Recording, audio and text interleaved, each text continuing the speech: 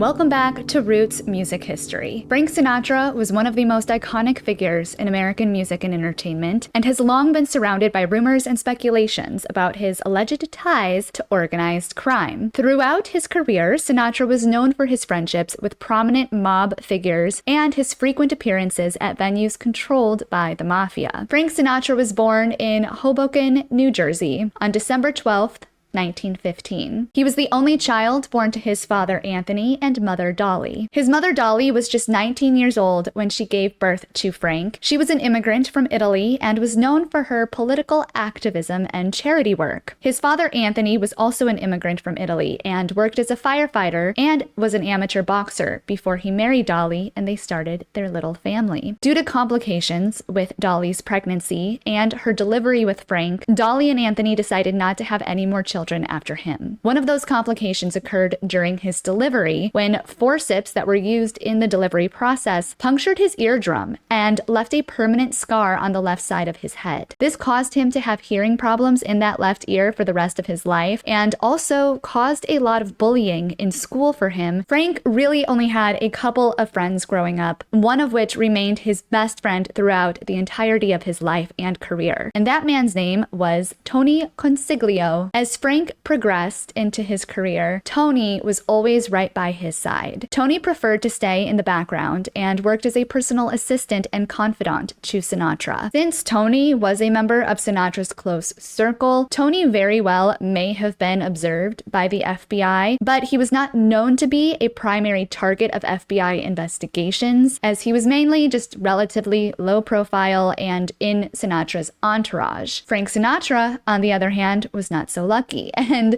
Frank Sinatra was a primary target of several FBI deep dives. The FBI had a huge file on Sinatra that was thousands of pages long that eventually became public. We're going to get into all of that in this episode. And on October 4th, 2011, Tony and another friend of Frank's named Franz published a memoir called Sinatra and Me, The Very Good Years. And rather than focusing on Frank Sinatra's fame in the memoir, they focused on the quieter moments they shared with him. And they really wanted to stress that Frank Sinatra was more than just a singer, but they wanted to stress that Frank Sinatra was a man with an extremely strong sense of loyalty and someone who faced and withstood many personal challenges that went beyond his public persona. But unfortunately, Frank's loyalty might have been only isolated to his bros growing up, because he ended up having woman after woman after woman and being known for his womanizing tactics. When Frank was a teenager, he met his first love, a woman named Mary O'Brien, who went by the same nickname as his mother, Dolly. They dated while attending the Hoboken Junior High School, which at the time was actually called A.J. Demarest High School. Just a fun fact. But when Frank Sinatra was 15 years old, he told his mother Dolly and his girlfriend Dolly, he was like, Dolly,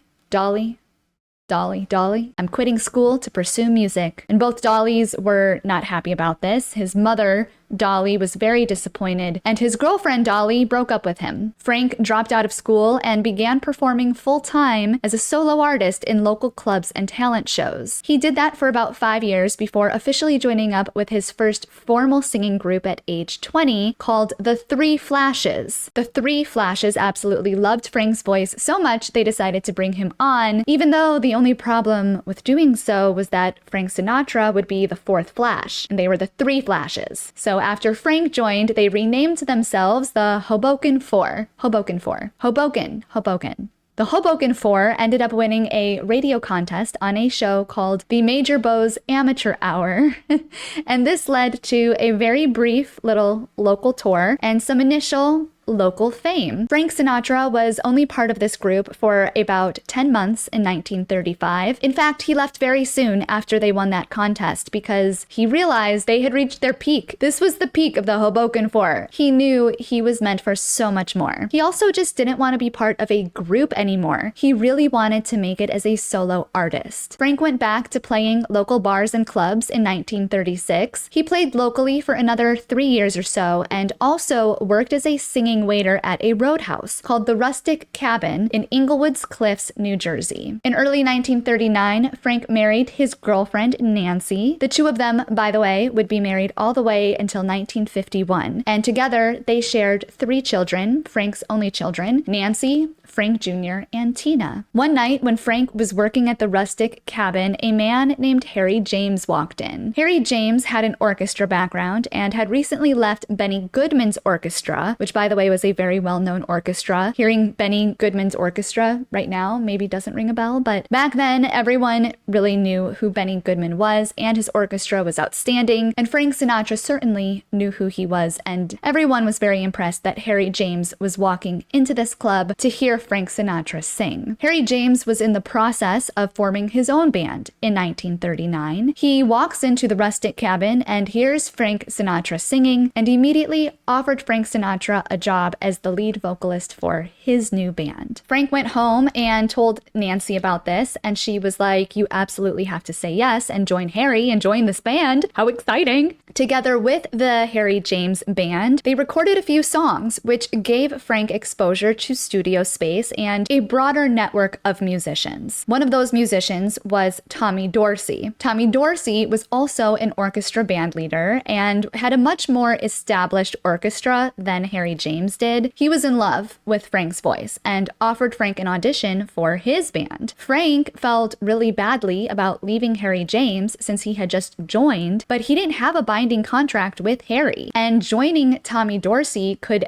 absolutely catapult his career. So, after careful consideration, Frank decided to leave Harry James and go sing for Tommy Dorsey. It was with Tommy Dorsey, Sinatra became a household name and skyrocketed to fame with songs like I'll Never Smile Again, which hit #1 on the Billboard charts in 1940, and Polka Dots and Moonbeams. I'd be remiss if I did not also mention This Love of Mine and In the Blue of the Evening. While working with Tommy Dorsey, Frank became connected to a conductor and arranger named Axel Stordahl, and also built career relationships with the folks at Columbia Records. Unlike his relationship with Harry James, Frank did have a binding contract with Tommy Dorsey. In fact, it's reported that in their contract, Tommy Dorsey had a clause that if Frank Sinatra ever left the Tommy Dorsey band, then Tommy Dorsey would be entitled to a percentage of Sinatra's future earnings. Yeah, so this would be a difficult contract to get out of. So for that reason, Frank Sinatra stayed with Tommy for the longest duration of time he'd stayed with anyone, about 2 years. However, by 1942, Frank had the itch to go solo again. This required, however, a settlement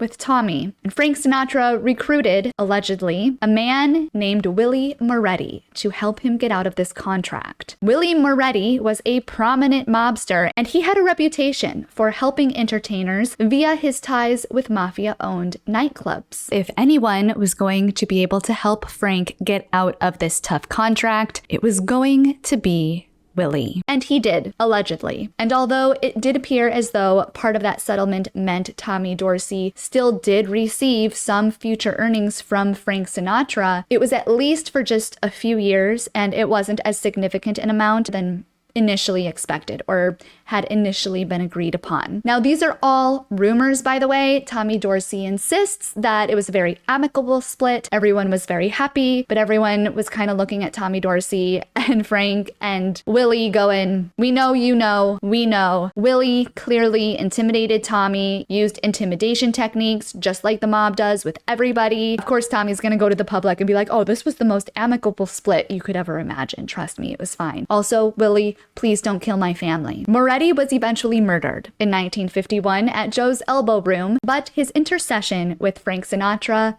lives on forever. In 1942, Frank Sinatra also leveraged his connections that he'd made with Columbia and with Axl and signed a record deal as a solo artist. His early solo recordings at Columbia included Night and Day and The Song Is You. He also started performing at very prestigious venues like the Paramount Theater in New York City in 1942. And while many would argue all of this success was due to Frank's talent and business savvy, which of course had a lot to do with his immediate success, don't get me wrong, let's be honest. many others question if it was also his connections and acquaintances who helped him boost his career. The nightclub scene, although robust, was also comprised of a very small, tight-knit network of mobsters and of non-mobsters trying to succeed and compete against each other. It was survival of the fittest in the 1940s, and even though prohibition had been reversed for a period of time, the Mafia was still dominating the scene. That venue, for example, where Frank Sinatra first started and met Harry James, the Rustic Cabin, that was owned by a man named Harry Nichols. Now, Harry was a native of Yonkers, New York, and owned a hot dog stand initially, which he eventually turned into this dining and dancing roadhouse he called the Rustic Cabin. Harry had opened the nightclub in 1929, and just 2 years after Frank had been playing there, in October of 1941, a horrible fire completely leveled the club, nearly killing his 70-year-old disabled mother-in-law. She had to be rescued by firefighters through the roof of the building. Now, the 12-year-old roadhouse at the time of the fire was valued at $250,000. Harry Nichols said that insurance covered everything except a very small portion that had recently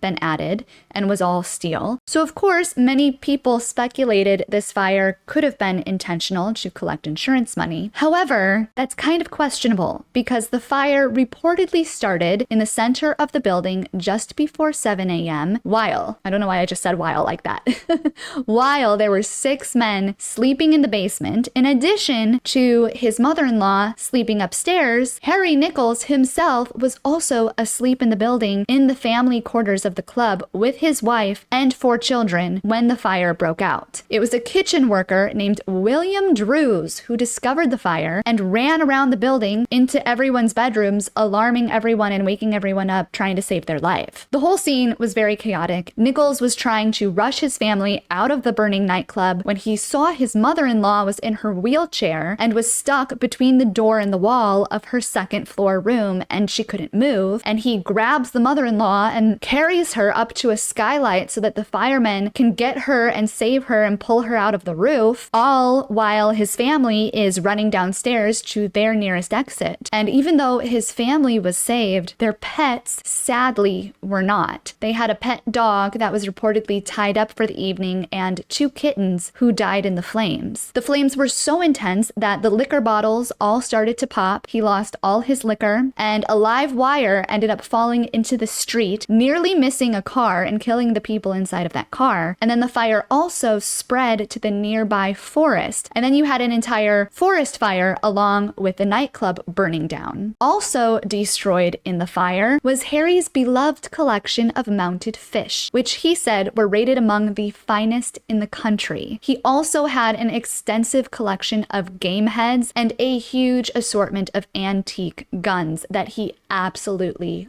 loved. His son, Harry Jr., although he survived, he had to have his leg amputated in an operation a few years prior to this fire, and he lost 3 very expensive artificial legs in the fire, which was devastating to Harry Nichols and his family. So although it really doesn't seem like Harry started this fire himself, it did raise some suspicions surrounding the nightclub and Harry, and whether or not the nightclub and Harry had any enemies. By 1945, Harry Nichols had opened another nightclub and rebuilt, calling it the New Rustic Cabin. And 2 years after the New Rustic Cabin's grand opening, there was an incident. We'll call it an incident, where reportedly Harry Nichols noticed someone had been lurking in the bushes near his nightclub. He called for police, and a policeman came named John Leppert. But when John, the policeman, arrived, he didn't see anyone in the bushes. All he saw was a young man sitting in a car outside the nightclub. The police officer went over to ask this man some questions, and immediately the young man just sped away. So the policeman starts chasing the young man, ends up stopping him. He opens up the door, and the man draws out an automatic and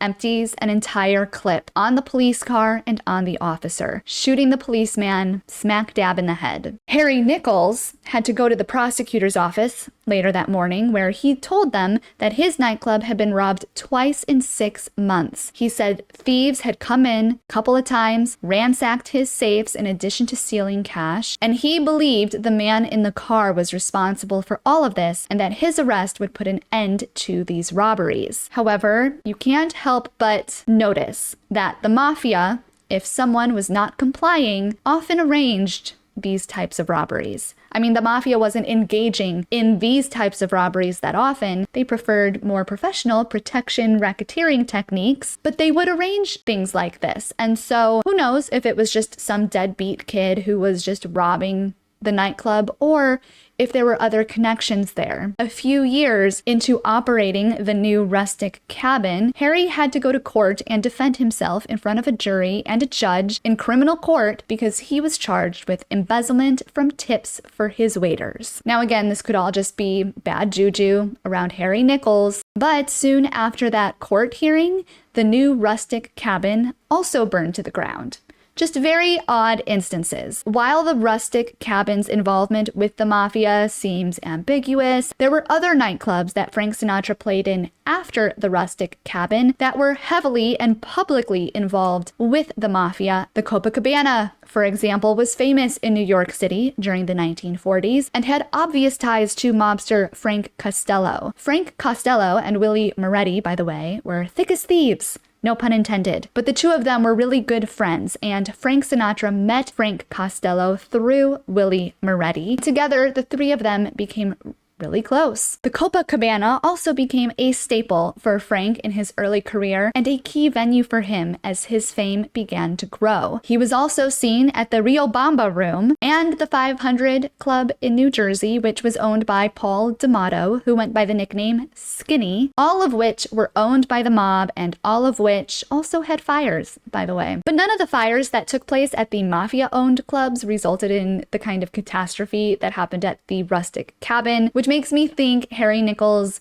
wasn't part of the mob, but may have been involved at some extent, may have made them a little upset, or maybe just had really bad luck. I don't know. Frank Sinatra's involvement with the Mafia, though, is not questionable. Not only was Willie Moretti clearly giving guidance and assistance to Frank, as Frank's popularity and fame grew by 1945, so did his questionable network. Through the 1940s, Frank Sinatra continued to hang out religiously with Willie and Frank Costello and their friends. By 1950, he started spending a significant amount of time in Chicago as well, where he became connected to Sam Giancana. I always say this wrong. Giancana? Giancana. Sam Giancana was the infamous boss of the Chicago outfit and another key figure in the Mafia. Sam was stationed in Chicago, but would often travel to Las Vegas and sit in on Frank's shows at the Sands Hotel. Many mob-controlled venues in Las Vegas and Chicago happily booked Frank Sinatra to play. Often, when Frank was playing, there were members of the Mafia in the crowd, and then they would drink after the show and close down the club after closing time until 4, 5, 6 in the morning. And the Chicago outfit, which Sam controlled, had control over many of the casinos in Vegas during that time. Sam's ties to these establishments gave Sinatra a very privileged status in the casino world. Not only did Frank's fame grow in the late 40s, so did his network and friendships within the mob. Through his friendship and connection with Sam, Frank became acquainted with many other Mafia men. Sam and Frank were part of a huge scandal in 1960, by the way, involving election fraud in JFK's election. But despite their nefarious activities, Frank's loyalty to Sam and vice versa was unmatched. It really didn't appear as though Frank Sinatra was actually part of the Mafia business, but it did seem like he was just genuinely friends with these people. Frank Sinatra was also a womanizer, and he loved to gamble and loved to drink. And so did people like Sam, or people in the mob. And if someone likes to drink and go out like that, even today you see this, they will often forgive certain characteristics in another person if that other person is willing to go out with them and drink with them and do what they want to do. And Frank Sinatra was no different. He wanted to go out into the late nights and early morning hours and binge drink and gamble and flirt with women. And the folks in the mob were willing to be his company. in all of those activities. In exchange, Frank was willing to overlook the fact that they were killing people and doing these other horrible, horrible acts. And of course, you cannot deny the fact that being in the company of the mob and having them be your friend also was giving Frank Sinatra's career quite a boost. But the FBI wasn't so sure that Frank Sinatra was purely friends with these people, so they started to keep very close tabs on Frank Sinatra, on every move he made, every man he befriended, and every person he spent his time with, and every establishment he seemed to frequent. The FBI's following of Frank Sinatra kind of seemed more obligatory than anything else, if you ask me. It was almost like they knew Frank Sinatra was a man of very high notoriety and status, and they knew, everyone else knew, he was hanging out with mobsters all the time, so they knew they had to follow up and keep tabs on him, because if they didn't, it probably would look bad. Wouldn't be the first time the FBI looked bad, would it? But nonetheless, the fact the FBI kept close tabs on him only fueled the country's gossip that Frank Sinatra was more involved than he was letting on. And like I said, Frank loved women. And you're probably thinking, but wasn't he happily married to Nancy with 3 kids, 3 beautiful children?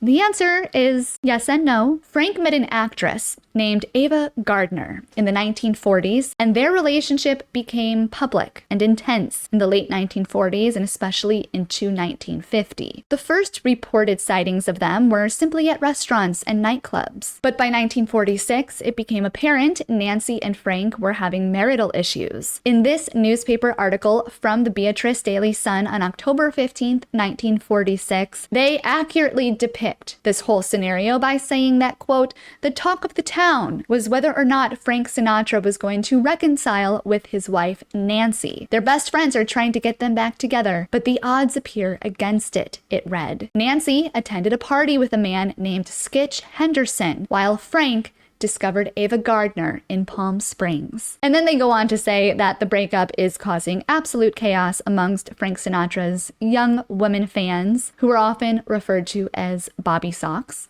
Overall, it seemed like the media just had a lot of fun with this affair. Newspapers everywhere exploded with this moment in 1950 when Frank Sinatra came home to Nancy and the kids with gifts, apparently. And the articles went into detail about a verbal exchange a journalist had with Frank Sinatra on all the gifts he had been giving to Ava. They also reported how Ava was angrily rejecting another man who was in love with her and said that she never wanted to see him again, ripped up his photo, stomped on his photo, and then ran off with Frank Sinatra instead. Just very dramatic lovers' spats. Just very dramatic and very good for newspaper sales. By 1950, everyone knew Frank Sinatra and Ava were dating. Journalists and paparazzi started following their every move, noting every time Frank Sinatra would fly out and visit Ava wherever she was filming, and vice versa. By October of 1951, Frank and Nancy's divorce was final, and not even 1 month after the divorce was final, in November of 1951, Frank and Ava got married. Frank and Ava's wedding was actually very dramatic. Frank Sinatra apparently threatened to punch a few photographers and yelled at them from his porch. It was very chaotic, but also reportedly a very beautiful and quiet wedding. Frank Sinatra, by the way, was Ava's 3rd husband. I just thought I'd mention that. The two were married from 1951 to 1957. Those 6 years of marriage for them were known for their intensity and turbulence, with very frequent separations followed by reconciliations. Both Sinatra and Gardner had passionate temperaments, and their relationship was often strained by career pressures, personal conflicts, and infidelity. Despite their divorce in 1957, Sinatra remained very emotionally attached to Ava for many years, even after their separation. Gardner once described Sinatra as the love of her life, and their relationship has been regarded as one of Hollywood's most iconic and dramatic love stories. Their marriage was also taking place at a time when Frank's career was kind of going into a lull from the high of the 1940s. In 1952, Frank Sinatra lost his recording contract with Columbia Records due to disappointing record sales. And many think that could have contributed to the turbulence in his marriage with Ava during that time because he was upset and stressed by his career. His marriage with Ava became filled with arguments and drama, something the newspapers, by the way, really took advantage of. Just 1 year into their marriage, newspaper headlines started indicating the marriage was in trouble. By October of 1952, one of their fights had gotten so intense that Frank Sinatra actually supposedly called the police, asking them to remove Ava and his mistress, Lana, from his house. Apparently, Sinatra had returned home from filming a TV show. It was a Saturday night. He opens up his door and sees Ava in his home with his mistress, girlfriend Lana, and the two of them were just absolutely ripping Frank apart because they had found out about each other, and Frank Sinatra was like, "You're crazy, I'm calling the police and having you removed." But Ava also reportedly walked out on Frank several times on her own accord, saying that it was over and they were done. By 1953, just 2 years into their marriage, newspapers started to report that the two were officially estranged. Frank Sinatra also had several affairs and mistresses during this time. Other than Lana, he was also with Marilyn Maxwell and Judy Garland. But every fight and issue and affair between Frank and Ava always seemed to be followed by some kind of reconciliation, which kept the marriage going. In 1954, Ava filed for divorce, but then Frank just started showering her with gifts and affection, which seemed to turn things around for her, at least for a couple of years. Frank Sinatra bought her a very fancy foreign car, for example. He also, at one point, shipped her a Cadillac to use if she got bored of the other car. He also would mail her very expensive clothes and mailed her a sweater for Christmas that was well over $100 in 1955 currency, by the way. But Ava was becoming more and more attached to her house in Spain, and consequently, Frank was becoming more and more attached to other women. Gloria Vanderbilt, for example, I think was his 1955 lover. So their marriage was a mess and went on for way too long. I think everyone was really relieved when it finally ended in 1957, just because everyone was so done with the drama. And after things ended with Ava, Frank did what any guy would do after a breakup. He focused on his work, and his career saw an uptick in 1957 with new music and new films. He was also hanging out with a social group led by Humphrey Bogart in the late 50s called the Rat Pack. And when Humphrey died in 1957, Sinatra became the de facto leader of a new Rat Pack. This one included entertainers like Dean Martin, Sammy Davis Jr., Peter Lawford, and Joey Bishop. And this new Rat Pack became famous for their performances and camaraderie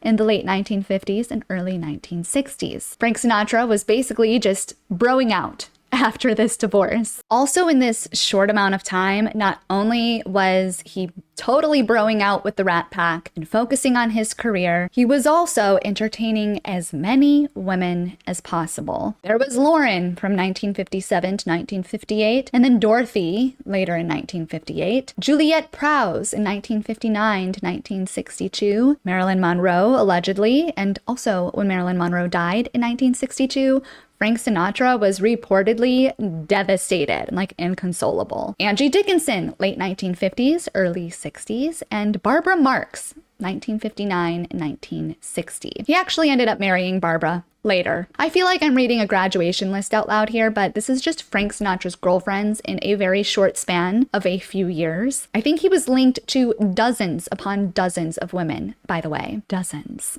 In 1960, he obviously had that huge election fraud scandal. And in 1966, at age 50, Frank Sinatra married Mia Farrow, a 21-year-old actress. That marriage lasted 2 years. That's all I will say about that. And the rest of the 1960s proved to be a decade of missteps for Frank Sinatra, which, by the way, if you don't know what I'm talking about the election fraud of 1960, I am linking another video in the description down below that goes more into detail about that. But most people know about Frank Sinatra's election fraud in 1960 regarding the JFK election. Basically, that he rigged the election in JFK's favor in Chicago with Sam. I guess I just recapped it for you, so you don't even have to watch another video about it. And if things couldn't get weirder, darker and more corrupt for Frank Sinatra in the 60s. It was December 8th, 1963, when Frank Sinatra Jr., who was 19 years old at the time, was kidnapped